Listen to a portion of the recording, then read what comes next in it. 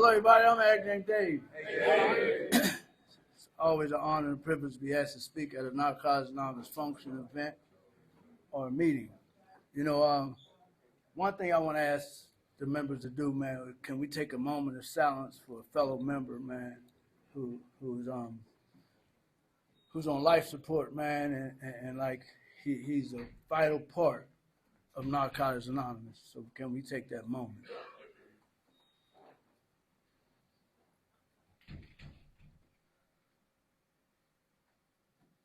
Thank you. Once again, I'm Ag named Dave. You know, the whole story more than an inside job. You know, I woke up, I got a call late last night, you know, and I got the bad news, and all I can do is pray. You know, and I called another buddy of mine, I texted a couple people, and you know, shared some information, and I called my sponsor, you know, and one thing I learned, like look, man, like my clean date is October 1st of 1991, you know, and today, man, we celebrate 31 years. Okay.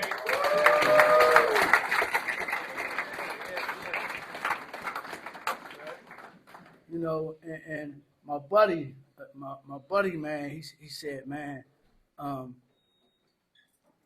he went through on your anniversary, you know, and the last time I talked with this guy, man, we was sitting there, man, and I was sharing some opportunities that was coming in my life, man, and some changes was getting ready to come, man, and he just said, trust in God.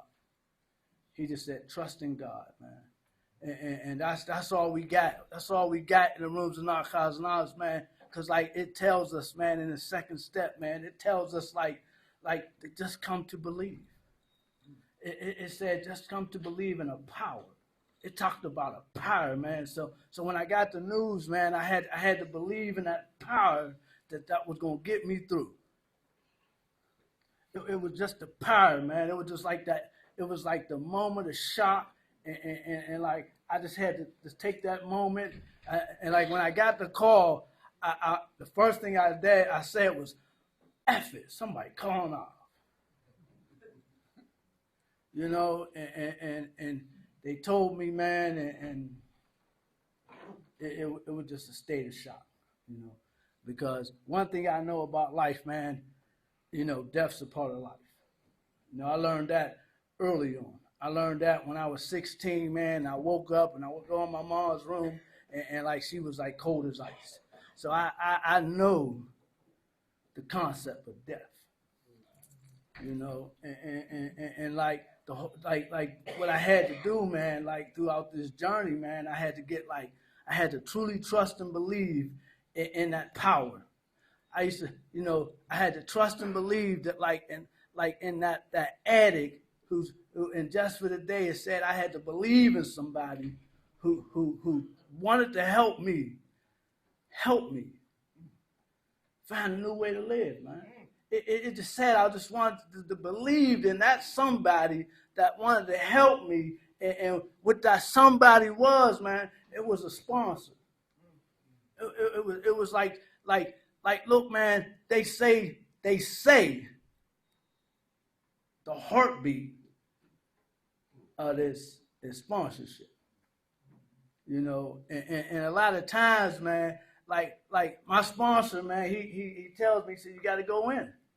You got to go in. You got to go in. And when you're going in, man, you got to be willing to tell the truth. It's like you just don't go in because everybody else in the fellowship say they going in. You got to go in because you just want to heal. You got to go in because you just want to stop hurting. Man, you just want to stop hurting. Like today, I just wanted to stop hurting. I didn't want to feel that like I was losing my friend, so I just wanted to stop hurting.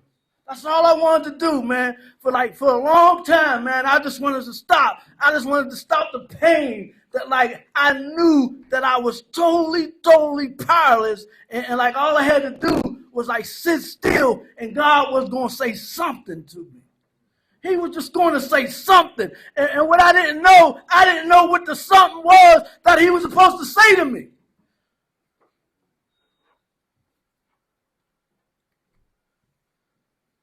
I didn't know what it was supposed to be. So I drove up here, man, and I drove up here, man, and I was listening to this song, man, and it just said, in the song it said, "You're gonna be okay." Because one thing, man, when I show up every day, man, I know I'm in the right place. One thing I do, I know I show up. When it get rough on the job and when I leave work, that's where I show up to. I show up to a Narcotics Anonymous meeting. I show up to a Narcotics Anonymous meeting. Because my life is not too busy for me to forget that I need to show up at a Narcotics Anonymous meeting.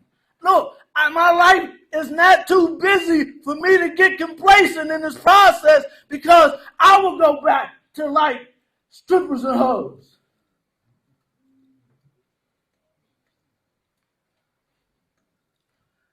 Because I can find that excuse, man, to go back to who I used to be. I don't want to go back to who I used to be. I want to stay who I am today, man. Look, I want to live in my change.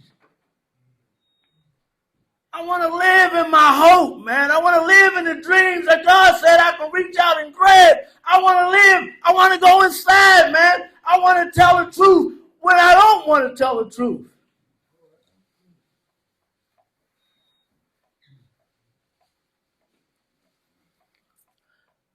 Because a lot of times my ego will be like, you don't need to tell them people that.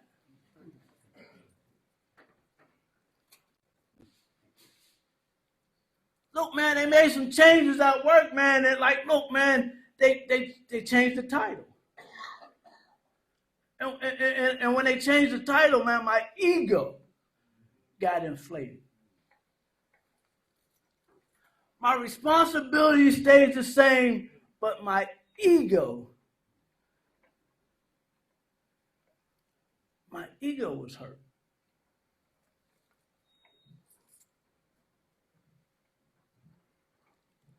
And my buddy said, well, they ain't messing with your money. And I thought of what George would have said. He said, they ain't messing with your money. Go back, shut the fuck up, do the job. Look, if I'd have called George, that's what he would have said to me. You know?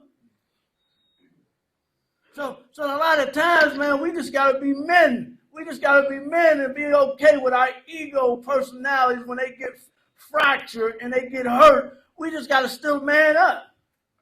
We got to man up and accept it look, man, there was something they seen that I wasn't capable of doing when I was with that type.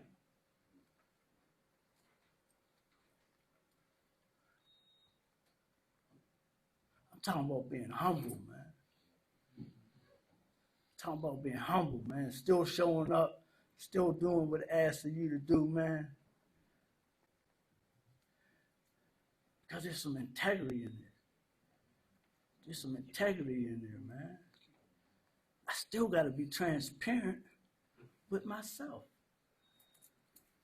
I still got to do what it asks. Look, because God said, look, he said, I got something.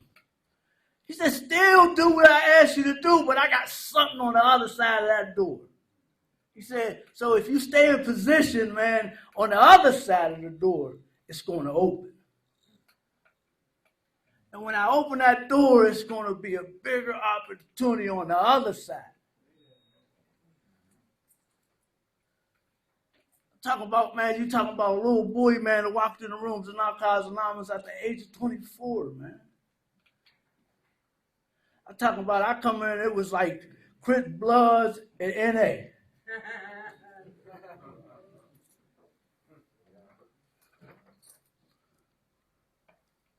I'm talking about I had to make a decision. Way back then, George, I had to make a decision look, if I was going to turn 25 in the rooms of Narcotics Anonymous, I was going to turn 25 in the grave.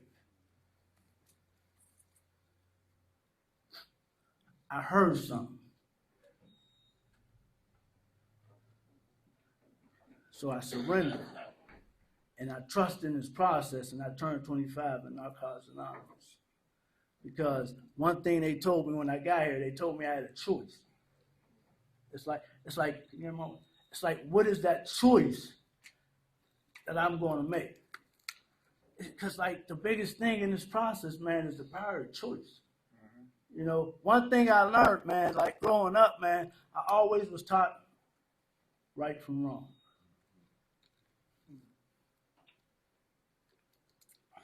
See, my mother was like, she was like, if you keep hanging with Charlie Brown, your ass gonna be in jail. But I like that boy Lance, so I think you need to hang with Lance.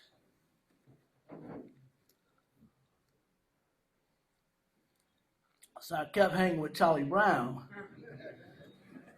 and Lance was the bad guy. You know, so I took a risk because I knew she seen it on the outside, but I seen him in the inside. Because I was around him more than my mother, and I knew the difference from both characters that I was around, who was right and who was wrong. So a lot of times, man, in rooms of Narcotics Anonymous, we get in this competitive shit. We get competitive with the sponsee families and all that. It's say the only requirement for membership is a desire to stop using. The only requirement for membership is the desire to stop using. It also say, it tells us, man, that like, look, man, it's about each other, supporting each other, guiding each other to that one day clean. That's our goal, man. Our common goal is get each other to the other side of whatever we're trying to get to the other side without using. Without using, that's our goal. Our goal is to get to where God wants us to get and where God wants us to be in life, man. That's where he wants us to be. He wants us to be the best person we can be. And I just want to be the best guy I know deep down inside that I am.